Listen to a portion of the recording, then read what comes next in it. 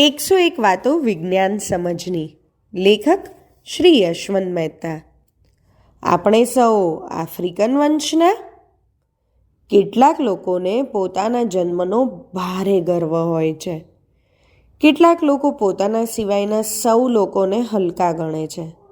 કોઈકને તો વળી શ્રેષ્ઠ પ્રજા હોવાનું અભિમાન હોય છે. અને છેલ્લા કેટલાક હજાર વર્ષથી આફ્રિકાની પ્રજાને પછાત, જંગલી, અણઘડ વગેરે ગણવાનો રિવાજ છે. હવે કોઈ તમને કહે કે તમે મૂળ આફ્રિકી માતા પિતાના સંતાનો છો, તો તમારા માન્યામાં આવશે ખરું? અરે, ઉલટાના તમે ગુસ્સે થઈ જશો કે હું શું આફ્રિકી જંગલી પ્રજાનો વંશજ છું? તમે માનો યા ન માનો, સ્પેન્સર વેલ્સ નામના વિજ્ઞાનીનું તારણ છે કે પૃથ્વી પરની આજની તમામ પ્રજાઓનો વડવો એક આફ્રિકાવાસી પુરુષ હતો.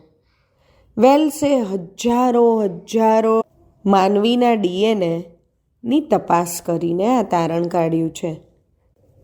એટલું જ નહીં, એમની પછી પણ અનેક વિજ્ઞાનીઓ વેલ્સના તારણને સાચું ગણાવવા લાગ્યા છે. આજે યુરોપ, અમેરિકામાં ગોરા માનવી છે. ચીન, જાપાનમાં પીળચટી ચામડીવાળા, એશિયામાં ઘઉંવર્ણા અને આફ્રિકામાં શ્યામવર્ણા માનવી છે.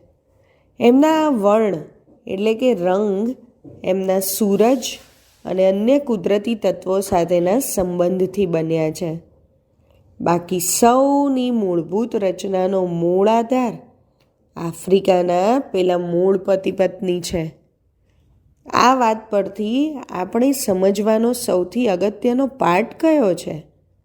પાઠ એ જ છે કે માનવી માત્ર સમાન છે. કોઈને જ્ઞાતિને કારણે કે વર્ણને કારણે કે ધર્મને કારણે ધિક્કારવા નહીં જોઈએ. અમુક ધર્મ પાળનારા જ સારા અને અમુક ધર્મ પાળનારા ખરાબ, એવો પ્રચાર જે લોકો કરી રહ્યા છે તે સમગ્ર માનવજાતને નુકસાન કરે છે. આવજો.